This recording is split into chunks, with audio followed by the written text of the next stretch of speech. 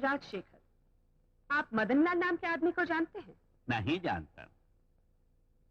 आप उस सपना नाम की लड़की को जानते हैं? नहीं जानता। कम से कम आप इस मुलजिम मोहन को तो जानते होंगे? नहीं जानता। तो फिर आप जानते क्या हैं? मैं सिर्फ इतना जानता हूँ कि मेरा इस मुकदमे से कोई संबंध नहीं है। जिस रात चंपा का कत्ल हुआ आप कल्पना गेस्ट हाउस गए थे? नहीं गया। उस रात आप मिस्टर मदन से कुछ बातें करने वहाँ गए थे? नहीं गया। तो फिर मिस्टर मदन ने ऐसा क्यों कहा कि आपका इस मुकदमे से संबंध है? साजिश।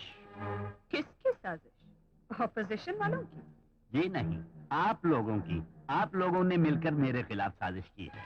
मिस्टर राजशेखर, आप इस वक्त अदालत में खड़े होकर बातें कर रहे हैं, अपने घर में नहीं। याद रखिए। जरूर याद रखूंगा योर ऑनर। मेरा इस मुकदमे से कोई संबंध नहीं है, लेकिन इस वकील सुमित्रा देवी का उस मदनलाल शर्मा से संबंध जरूर है। वो इनका एक्स हस्बैंड है, पुराना पति, जो कि इन्हें तलाक दे चुका है। और ये मुलजिम मोहन इनका अपना भाई है, और वो डांसर सपना इनकी अपनी बेटी है, जन्म दी हुई बेटी है। ये सारे के सारे रिश्तेदार कल तक तो एक दूसरे के खिलाफ थे, और आज जाने कैसे सबके सब आपस में मिल गए और मेरे खिलाफ होकर मेरी इज्जत और मेरे नाम को बदनाम करने के लिए ये झूठा ड्रामा रचा रहे हैं। जब मेरे बेटे रघु पर अपनी बीवी के खून के इल्जाम का मुकदमा इसी अदालत में चल रहा था, उस वक्त यही वकील साहिबा जज की कुर्सी पर बैठी थी। अपने बेटे की जिंदगी बचाने के लिए मैं इनके सामने गिड़गिड़ाया, आंसू बहाए, तो जानते हो इन्होंने हंसकर क्या कहा कि अगर अपने बेटे को बाहर लाना है तो आंसू मत गंवाइए, नोटों के बंडल गिनवाइए। मिस्टर राजशेखर, जब मैं सच कह रहा हूँ तो आप सच पर चौंक क्यों रही हैं? इतना चिल्ला क्यों रही हैं? ये अदालत है, घर नहीं है। योर ऑनर, इन्होंने जज के ओहदे से इसलिए इस्तीफा दिया कि ये वकील बनकर अपने खूनी भाई मोहन को बचा सकें।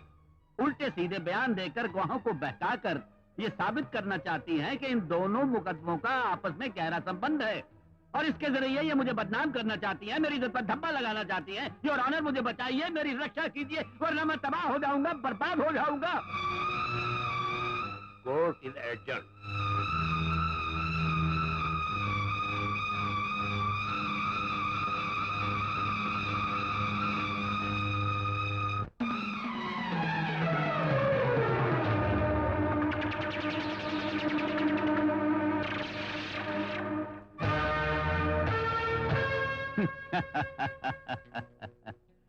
रेशम की धोती और जरी की अचकन पहनकर आपको हमारे यहाँ संधि की हैसियत से आना चाहिए था, मगर अपना हुलिया तो मुलाजा फरमाइए श्री गणेश विट्ठल कोल्हापुरी साहब।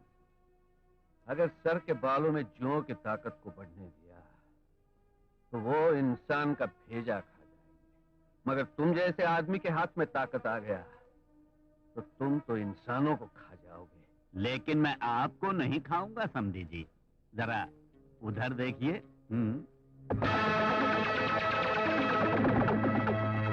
अब जरा इस तरफ देखिए।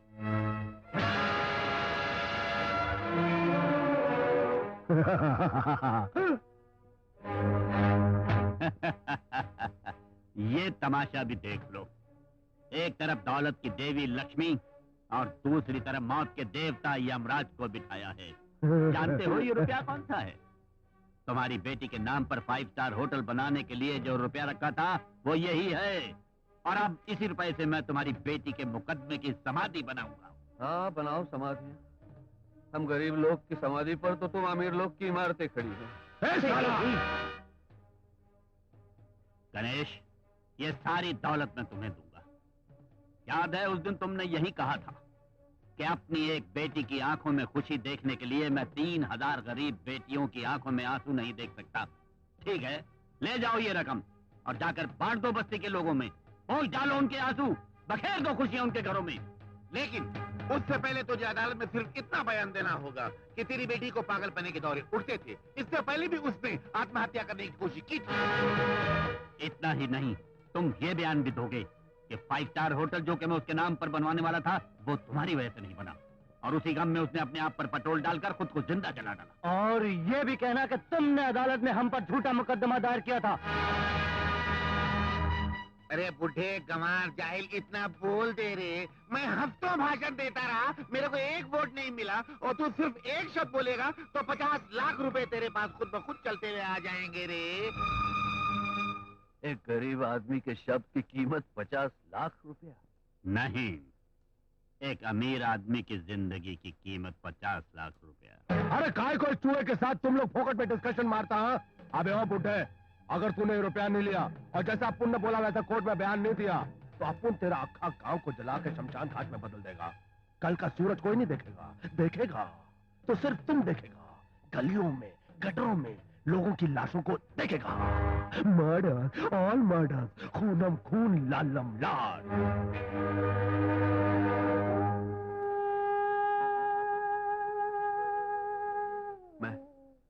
मैं तैयार हूं। इसके वास्ते नहीं कि मेरे को मेरे मरने का डर है, इसके वास्ते कि मेरे को मेरे बस्ती वालों की जिंदगी का फिक्र है। मेरा झूठी गवाही से इधर का कोर्ट में तो तुम सब लोग बच जाएगा, पर उधर ऊपर वाले के कोर्ट में क्या करेगा? उधर कोई ताकत, कोई पैसा तुम लोग को नहीं बचाएगा। ठीक है, तुम जो बोलता है वही मैं बोलूंगा। मैं वही बोलूंगा। वही बोलूंगा। देवी माँ, मुझे आशीर्वाद दे। ऐसा आशीर्वाद के अदालत में आज जज अपनी कुर्सी पर बैठकर यह ऐलान कर दे कि मेरा बेटा बेकसूर है।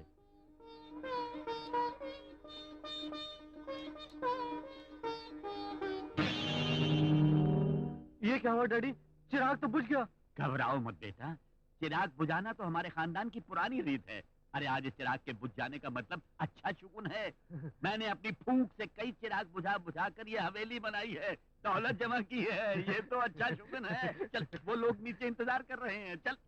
एमपी साहब, एमपी साहब, एमपी साहब। लानत है, देवी माँ का आशीर्वाद लेकर मैं बेटे को अदालत ले जा रहा था। इस शुभ घड़ी में लंगड़ाते हुए ये लंगड़ा कहाँ से चला आया? एमपी साहब, ये लंगड़ा सारी जिंदगी लंगड़ाता रहा, मगर आपको लंगड़ा होने से बचाता रहा। मगर आज आपके खुद लंगड़ाने का समय आ गया है। क्या मतलब? पार्टी की कमेटी ने एक ऑफिसर भेजा इंक्वायरी के लिए। और उसने मुझे भेजा है आपको बुलाने के लिए। अब क्या होगा डैडी? चिराग बुझा तो मुझे लगा सिर्फ इस घर की बत्ती गुल हुई है। अब तो लगता है डैडी आपकी भी बत्ती गुल होने का समय आ गया। सिर्फ इनकी बत्ती गुल होने का समय नहीं आया, इनके खुद गुल होने का समय आ गया। जल्दी चलो, बहुत कड़क ऑफिसर है। चुप रघु बेटा, हम दोनों एक ही कश्ती के सवार हैं। मेरी नैया पार लगे उसके लिए प्रार्थना करते रहना। Best of luck daddy. Best of luck to you also my son. विजयी होकर वापस आना, फिर देखना बैंड बाजे के साथ जश्न मनाएंगे। चलो लंगड़े, चलो। कहाँ चलना है? जहाँ आपको लंगड़ा होना है। आए? चलो। जी बिल्कुल नहीं, ये अपोजिशन पार्टी वालों की साजिश है। बल्कि मुझे तो पूरा यकीन है कि इसमें विदेशियों का भी हाथ। वो लोग आत्महत्या के केस को खून के केस में बदलकर मुझे बदनाम करना चाह रहे हैं, मेरी इज्जत को खाक में मिलाना चाह रहे हैं। आप लोगों को उनकी झूठी बातों पर विश्वास करके ऐसा सख्त फैसला नहीं करना चाहिए। मिस्टर राजशेखर, ये मेरा नहीं, पूरी पार्टी का फैसला है। और आप तो जानते ही हैं कि जनता की भलाई और सेवा करना हमारी पार्टी का ध्येय है।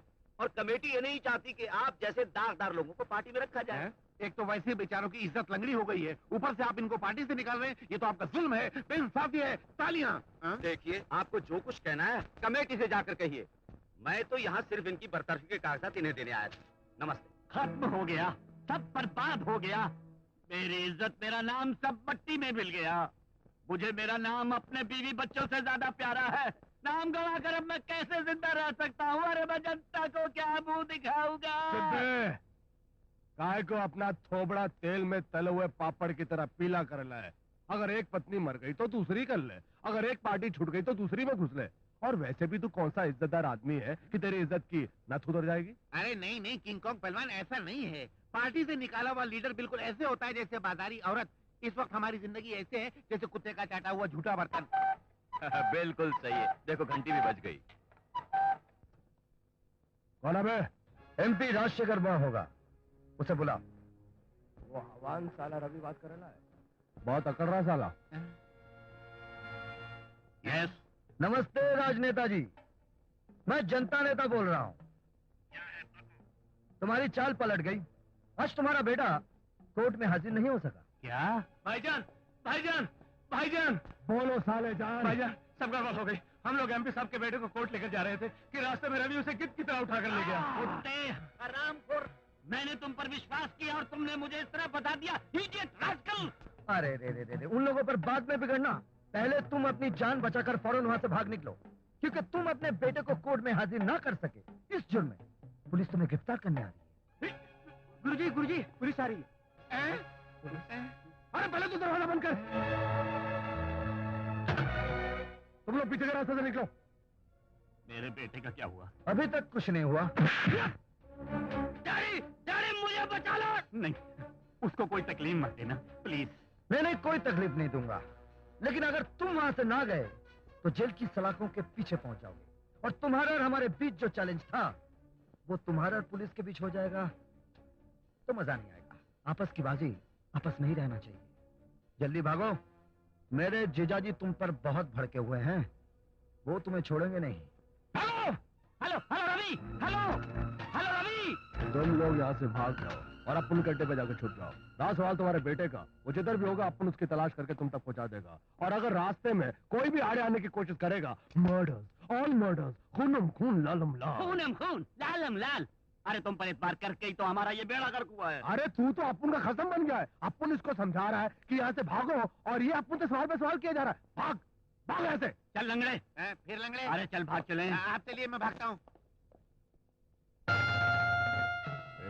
साले जान, अपन की गुंडा बिरादरी की नाक कट गई रे। डूब मरने वाली बात है। इस कल के छोकरे ने अपन की अक्खा दुनिया को हिला डाला। साला अकेला अपन के साथ कबड्डी खेलता है। ए पथराने वाले हरामी साले, ये सब लफड़ा तेरी छोकरी की वजह से हुआ है। वो साली कॉलरा बनकर अपन की काली दुनिया में आई और सबको बीमार कर डाला। क्लब में नाचने की जगह वो साली अपन को अदालत में नचा रही है। अपन उसकी गर्दन पकड़कर उसे जान से मार देगा। नहीं छोड़ेगा उसे, नहीं छोड़ेगा। नहीं किंग कॉन्ग जी, मेरी बेटी को तकलीफ मत पहुंचाना। मैं उससे कहूंगा वो अपना बयान बदल देगी, हमारे हक में गवाही भी देगी। चाहे ये लोग मेरी जान भी ले लें, फिर भी मैं इन लोगों के लिए अदालत में झूठा बयान नहीं दूंगी। झूठा बयान नहीं देगी? जान भी चली जाए तो भी झूठा बयान नहीं देगी। और अगर इज्जत चली गई तो? नहीं नहीं, छोड़ दीजिए, छोड़ दीजिए, छोड़ दीजिए। अरे कमीने,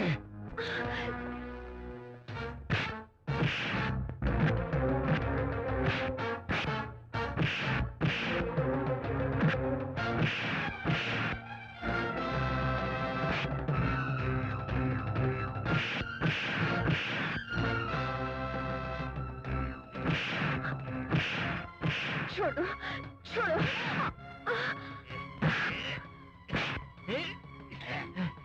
अरे लड़की भागी, चलो पकड़ो उसे, चलो।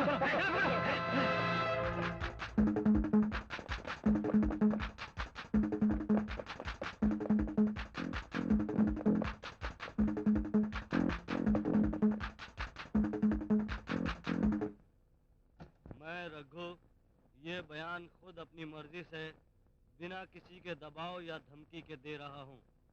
मेरी पत्नी कमला की मौत का जिम्मेदार मैं हूँ। उसका कत्ल मेरी ही वजह से हुआ था। सुमित्रा, अरुणी बात हो गई। तुम ऊपर आओ, जल्दी ऊपर आओ। कहर हो गया, बेटी का सब हो गया। हे भगवान, जल्दी आओ बेटी, जल्दी करो। क्या हुआ चाची? क्या हुआ? जल्दी करो।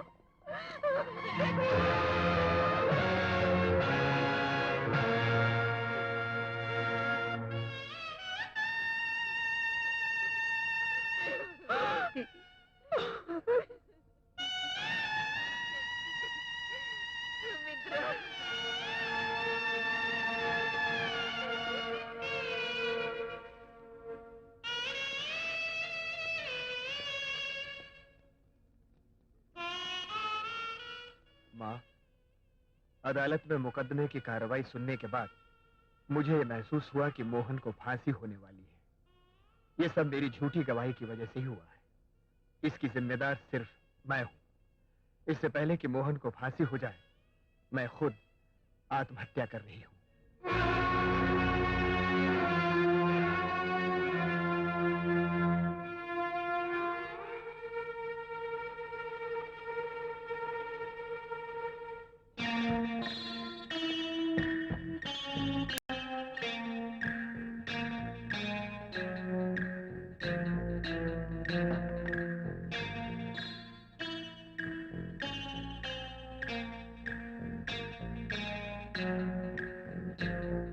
ये आत्महत्या नहीं है दीदी, ये हत्या है।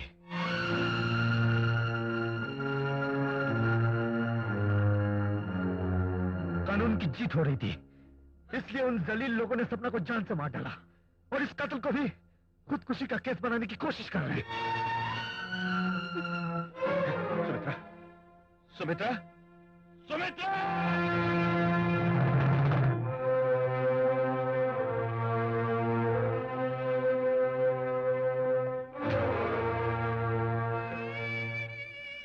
क्या हुआ मेरी बेटी को?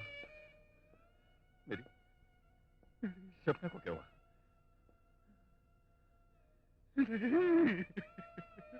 मेरी सपना को क्या हुआ? मैंने अपनी बेटी को मार डाला। मैं तेरा कातिल हूँ बेटी, मैंने बेटी को मार डाला।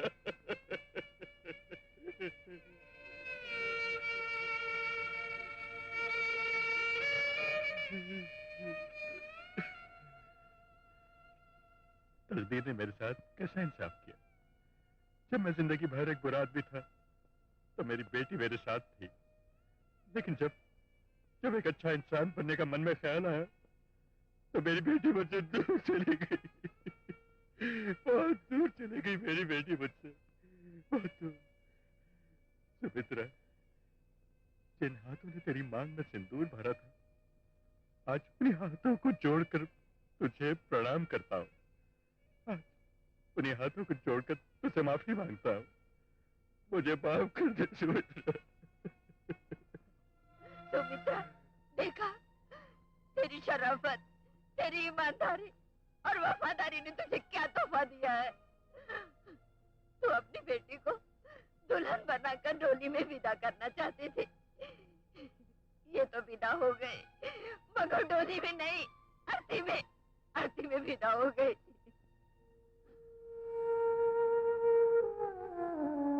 रवि, तुमने मुझसे छोटे होते हुए भी जिंदगी की सच्चाई को मुझसे ज्यादा समझ लिया। जिस कानून को मैंने अपना मजहब समझा, अपनी जिंदगी का मकसद समझा, उसी कानून ने मेरी बच्ची की जान की कुर्बानी ले ली। मैंने अपने पति को छोड़ दिया, जज के ओहदे से मैंने इस्तीफा दे दिया और आज उसी कानून की वजह से मैंने अपनी जवान बेटी को हमेशा हमेशा के लिए खोकर मैं बिना औलाद की बनकर रह गई।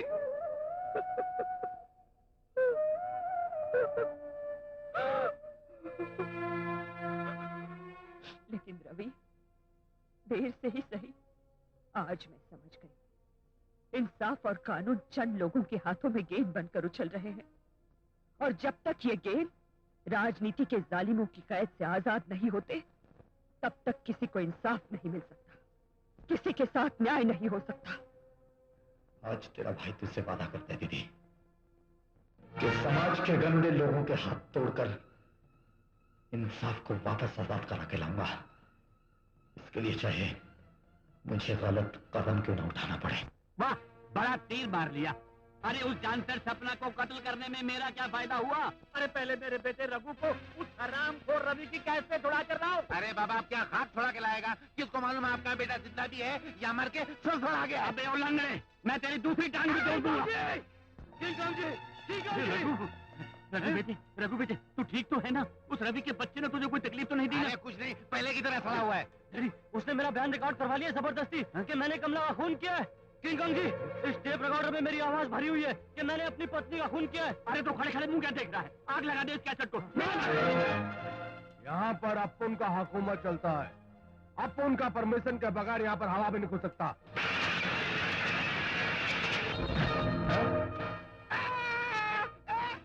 तो तू इधर आए क्या? हाँ, जिन्हें तूने सहारा दिया है उन्हें कब्रिस्तान पहुंचाने आया हूँ।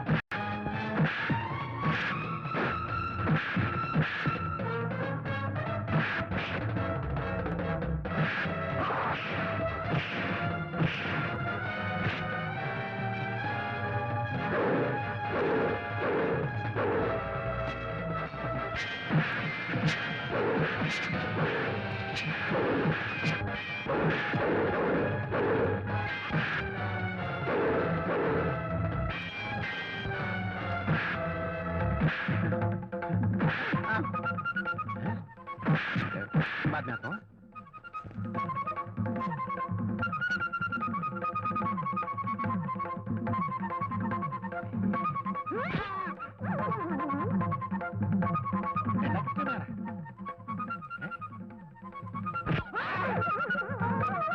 नहीं सचमुच की है।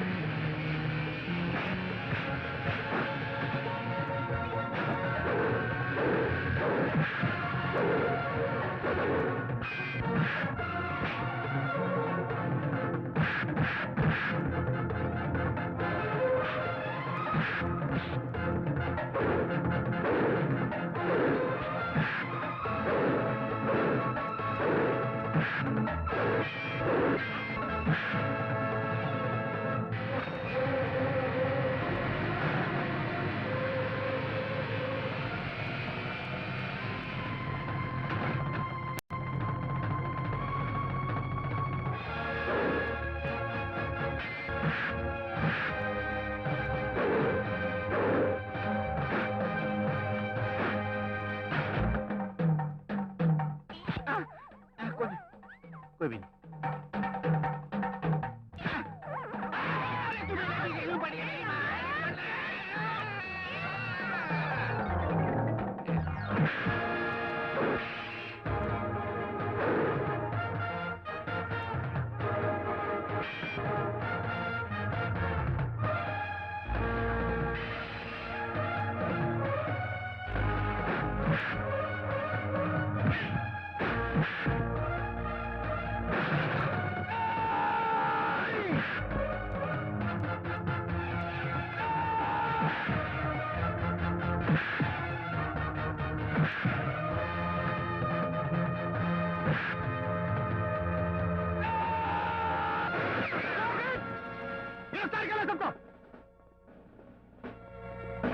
हरामखोर, अब मेरे पास वजह भी है और वारंट भी।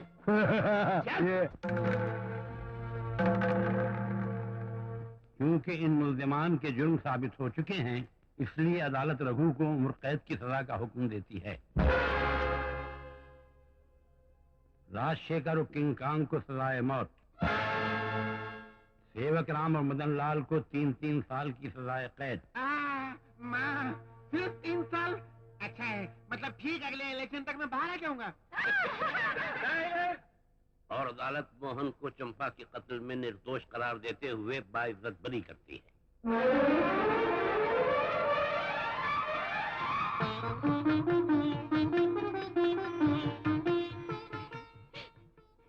अरे मुन्ना, आज ऐसा बाजा बजा के बाजाओं का भी बाजा बज जाए। अरे ये कोई बाजा है? बजाना है तो पुलिस बैंड बजाओ, बाजाओ का बाजा। तुम चुप रहो जी, मैं बात कर रही हूँ ना। मैं तुम्हारा पति हूँ, संभाल के। सिर्फ नाम के।